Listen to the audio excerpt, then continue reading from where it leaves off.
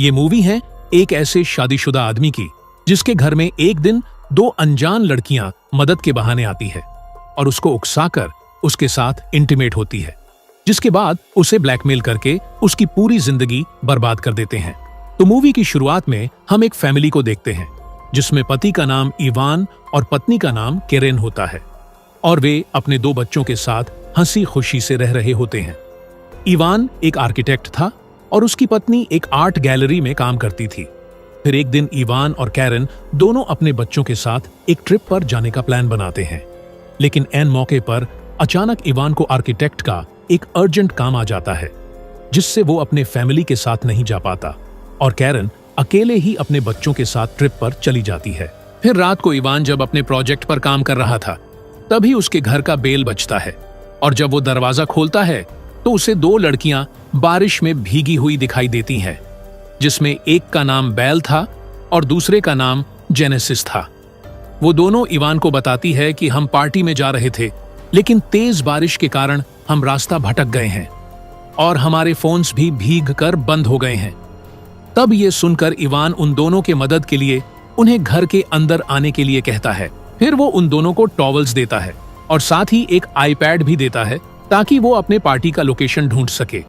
तब genesis iPad में देखती है कि उनके पार्टी की जगह यहाँ से बहुत दूर है और वो दोनों गलत रास्ते में आ गए हैं। तब इवान उन दोनों के लिए एक कैब बुक करता है जो 45 मिनट में यहाँ पहुंचने वाली थी और अब क्योंकि वो दोनों लड़कियां बारिश में काफी भीग चुकी थीं, इसीलिए वो दोनों इवान के घर का बाथरूम यूज करके फ्रेश होकर इवान के पास आती है और इवान उन दोनों को चाय बनाकर देता है। फिर वो तीनों लिविंग रूम में आकर आपस में बात करने लगते हैं। तभी इवान उनसे पूछता है कि तुम लोग क्या काम करते हो, जिस पर वो दोनों बताते हैं कि हम एयर होस्टेस हैं। उसके बाद वो दोनों उसके पास जाकर अपने एयर होस्टेज होने का और देश विदेश घूमने का कहानियां सुनाने लगते हैं और ये सब बताते हुए वो दोनों उससे चिपकते हुए उसको सिड्यूस करने लगते हैं। लेकिन इवान को ये सब अच्छा नहीं लगता, इसीलिए वो वहां से उठकर दूसरे कुर्सी में जाकर बैठ जाता है और अपना मोबाइल चेक करता है जिसमें कैब को यहां पहुंचने में अभी भी 20 मिनट बाकी थे। फिर वो दोनों लड़कियां इवान से उसके पत्नी के बारे में पूछती हैं, जिस पर इवान बताता है कि उसकी पत्नी एक आर्ट गैलरी के लिए काम करती है और हाल ही में वो हमारे बच्चों के साथ एक ट्रिप पर गई है। उसके बाद वो दोनों उसके पास जाकर उसको फिर से सेड्यूस करने लगते हैं।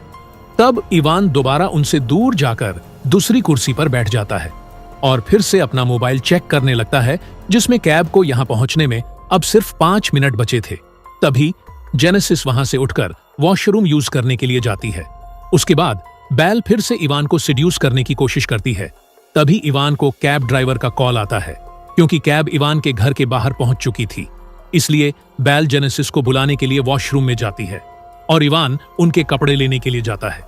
लेकिन जेनेसिस और बेल काफी देर तक वॉशरूम से न आने पर वो उनके कपड़े लेकर वॉशरूम में जाता है और दरवाजा खटखटाने लगता है, लेकिन वो दोनों बाहर नहीं आ रही थी, इसीलिए इवान आंख बंद करके उन्हें कपड़े देने के लिए बाथरूम के अंदर चला जाता है। तब अंदर हम देखते हैं कि वो दोनों बिना कपड़ों के नहा रही होती है। तभी वो दोनों इवान के साथ जबरदस्ती करने लगते हैं और उसको बार बार उकसाने लगती है। तब इवान भी खुद को कंट्रोल नहीं कर पाता और उन दोनों के साथ इंटीमेट होने लगता है और वहीं कैब ड्राइवर भी कुछ देर इंतजार करने के बाद वहां से चला जाता है। फिर अगली सुबह इवान जब नींद से जागता है तब उन दोनों को अपने कमरे में न देखकर सोचता है कि वो दोनों शायद यहाँ से चली गई होगी, लेकिन तभी उसे किचन से उन दोनों के हंसने की आवाज सुनाई देती है और जब वो किचन में जाता है तो देखता है कि उन्होंने किचन का हालत खराब कर दिया है। तभी इवान को कैरन का वीडियो कॉल आता है और वो उससे बात करने के लिए बाहर चला जाता है। फिर बात करने के बाद वो अंदर आकर गुस्से से उनको घर से निकल जाने के लिए कहता है, लेकिन वो दोनों वहां से जाने का नाम ही नहीं ले रही थी।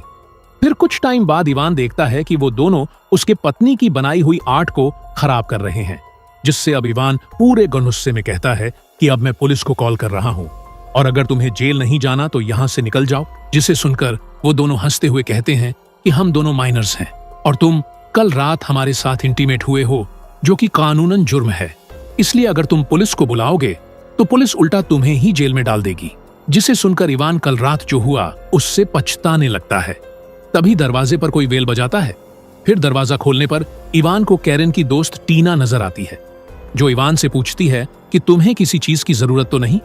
और वो दोनों बात कर ही रहे थे कि तभी जेनेसिस बाहर आकर वो इवान के साथ चिपकने लगती है, जिसे देखकर टीना को लगता है कि इवान का उस लड़की के साथ चक्कर चल रहा है, इसलिए वो इवान को गाली देते हुए वहां से चली जाती है।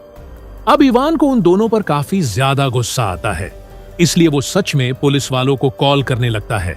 तब ये देखकर दोनों डर जाती है और तुरंत वहां से जाने के लिए मान जाती है, जिसके बाद इवान उन दोनों को अपने कार में बैठाकर उनके बताए गए जगह पर ले जाकर छोड़ देता है और वो वापस अपने घर आ जाता है। तब वो देखता है कि उन दोनों ने उसके घर को काफी गंदा कर दिया है, इसीलिए वो सबसे पहले अपने घर को साफ करता है और फिर वो अपने प्रोजेक्ट पर काम करने के लिए बैठ जाता है। तभी उसे अपने घर में कुछ गिरने की आवाज सुनाई देती है और वो देखता है कि उसकी फैमिली फोटो नीचे गिरी हुई है। फिर जैसे ही वो उस फोटो को उठाने के लिए नीचे झुकता है, तभी जेनेसिस उसको पीछे से सर पर मारकर बेहोश कर देती है। फिर कुछ देर बाद जब इवान को होश आता है तो वो खुद को रस्सियों से बिस्तर पर बंधा हुआ पाता है। तो वो चिल्लाने लगता है कि मेरे रस्सियां खोलो, लेकिन वो दोनों उसकी एक नहीं सुनती।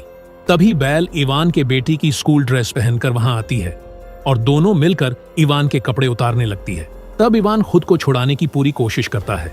इसी दौरान इवान की पत्नी इवान को वीडियो कॉल करने लगती है, जिससे जेनेसिस इवान को कहती है कि अगर तुम बैल के साथ इंटीमेट नहीं हुए तो हम तुम्हारे पूरे कपड़े उतारकर तुम्हारे पत्नी को वीडियो कॉल करेंगे और कहेंगे कि तुम हमारे साथ बहुत मजे कर रहे हो। तब ये सुनकर इवान उनकी बात मान लेता है। उसके बाद बैल इवान के साथ इंटीमेट होने लगती है और जेनेसिस उन दोनों का वीडियो बनाने लगती है।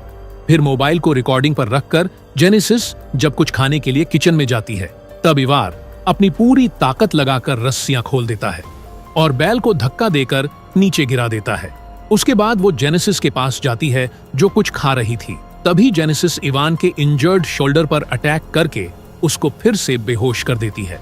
फिर कुछ देर बाद जब इवान को होश आता है तो वो खुद को एक कुर्सी में बंधा हुआ पाता है, जहां जेनेसिस और बैल उसके साथ एक क्विज गेम खेलने लगती है। इसी दौरान कैरन के साथ काम करने वाला एक आदमी जिसका नाम लुइस होता है, वो कैरन के बनाए हुए स्टैच्यू को लेने के लिए उसके घर आता है। ये देखकर जेनेसिस और बैल इवान को एक कमरे में छुपा देते हैं